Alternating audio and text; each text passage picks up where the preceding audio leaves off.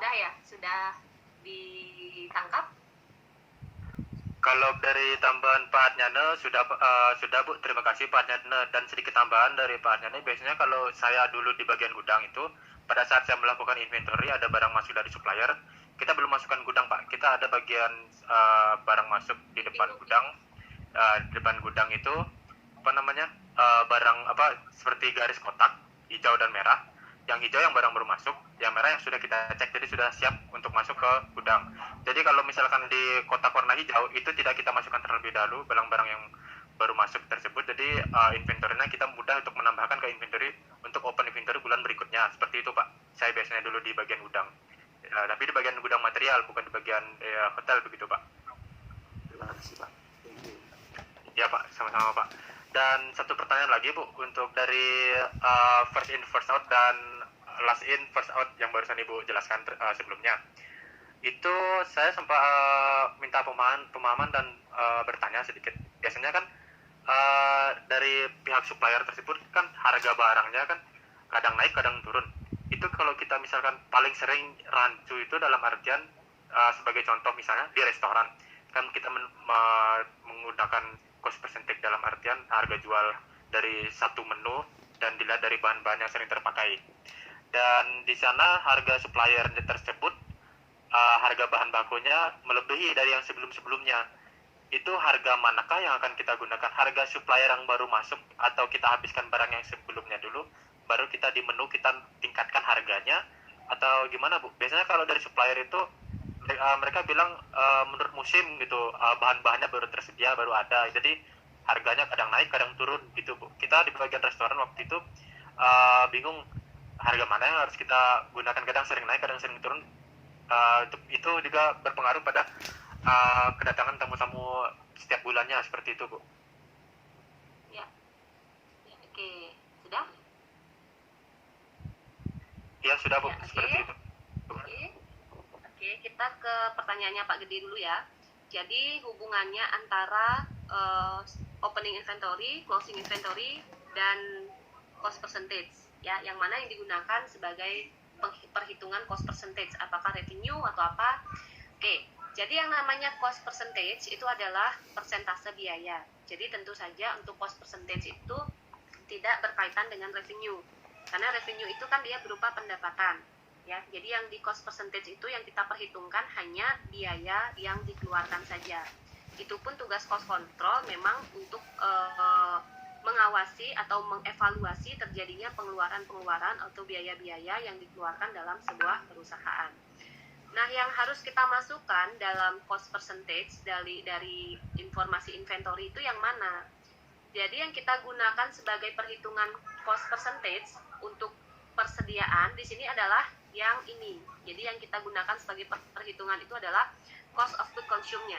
Jadi total barang yang sudah dipakai. Jadi kalau kita ingat kembali, untuk perhitungan dari cost percentage itu adalah cost of goods consumed dibagi total net sales kali 100. Jadi cost of goods consumed-nya ini yang harus kita gunakan. Perhitungan dari opening inventory ditambah pembelian dikurangi persediaan akhir, ya.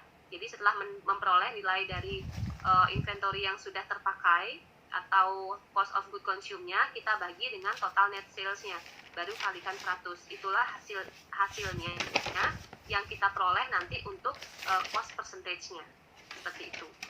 Kemudian untuk Mahmud tadi, ya, untuk mengatasi terjadinya harga yang berubah-ubah, artinya harga yang mengalami kenaikan, harga yang mengalami penurunan, yang mana yang harus digunakan.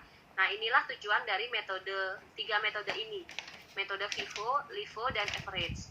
Jadi sekarang dari perusahaan mau menggunakan metode yang mana? Apakah menggunakan metode FIFO, menggunakan metode LIFO, atau menggunakan metode average? Ya, kalau kita menggunakan metode FIFO, berarti barang yang harus kita akui pertama itu adalah barang yang pertama kali masuk. Ya, jadi yang kita gunakan sebagai harga pokok awalnya itu, yang kita gunakan sebagai harga pokok itu adalah barang yang paling pertama kita beli. Jika kita menggunakan metode FIFO. Jika menggunakan metode LIFO, maka harga pokok yang kita gunakan itu adalah barang yang paling terakhir kita beli. Jika kita menggunakan metode average, maka yang kita gunakan sebagai harga pokok ini adalah rata-ratanya. Jadi kita rata-ratakan. Saya cobakan contoh ya. Jadi kita coba contoh.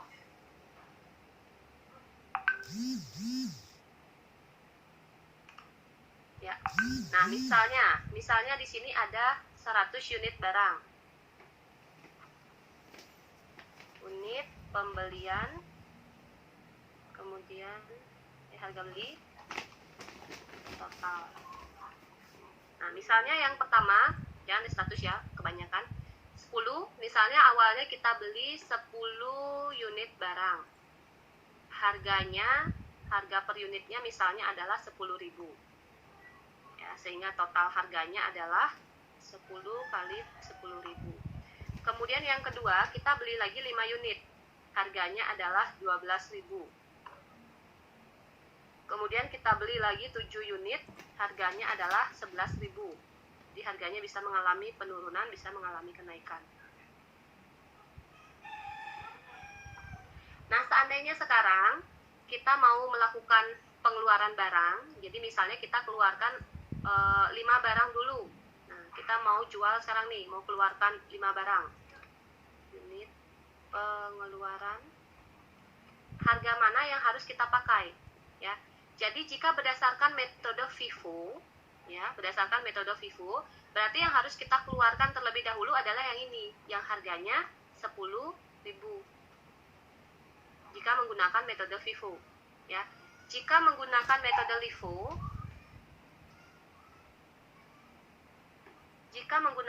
LIFO, maka barang yang harus kita keluarkan itu adalah yang harganya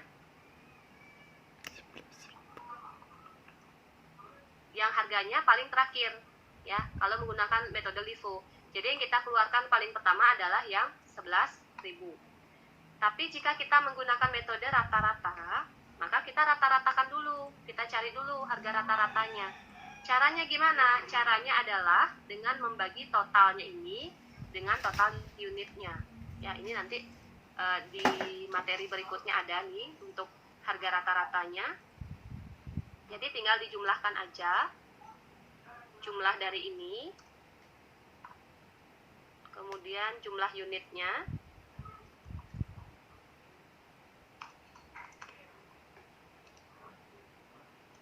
Nah, maka dengan metode rata-rata, kita memperoleh nilai rata-rata per unitnya adalah total harga dibagi dengan total unitnya.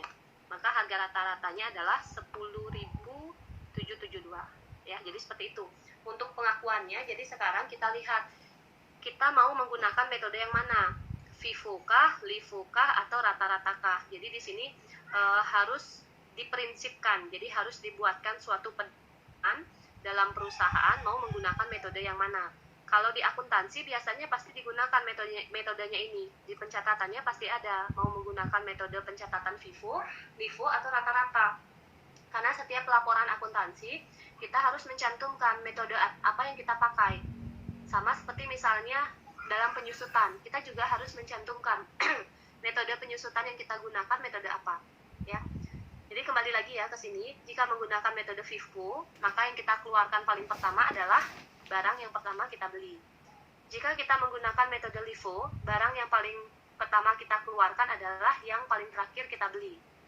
Jika kita menggunakan metode rata-rata atau average, barang yang kita keluarkan adalah sebesar harga rata-ratanya dengan cara membagi total harga dengan total unitnya. Seperti itu. Ada yang mau menambahkan lagi?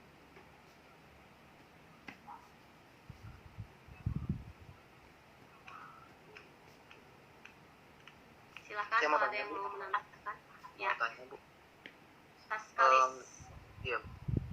Jadi kalau dengan metode LIFO sama FIFO-nya, ini kan ada 3 kali masuk barang nih, yang 10, yang 5, sama yang 7. Kalau contoh nanti pas pengeluaran barang, kita keluarin yang terakhir dulu ya, LIFO. Berarti 7 keluar itu harganya 11.000.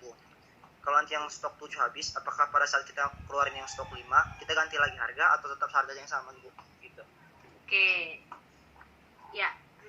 Saya contohkan kalau gitu pengeluarannya jumlahnya adalah 12 ya.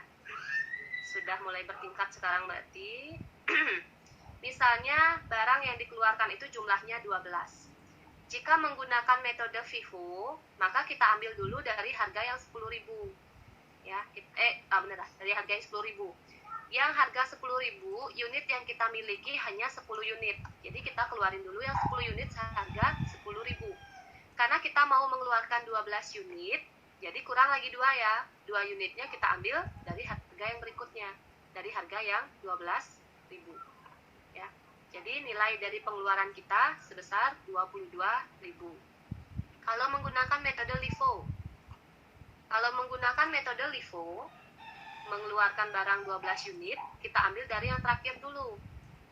Yang terakhir itu jumlahnya 7 unit. Ya, jadi kita habiskan dulu yang 7 unit. Harganya adalah 11.000. Karena kita mau mengeluarkan 12 unit, masih kurang ya. Baru keluar 7, masih kurang lagi 5. Untuk 5 unit kita ambil dari barang yang sebelumnya kita beli, yaitu dengan harga 12.000. Kalau menggunakan metode rata-rata gimana? Kalau menggunakan metode rata-rata, langsung keluarin 12 dengan harga rata-rata 10.773. Karena harganya ini sudah dirata-ratakan. Seperti itu. Itu maksudnya?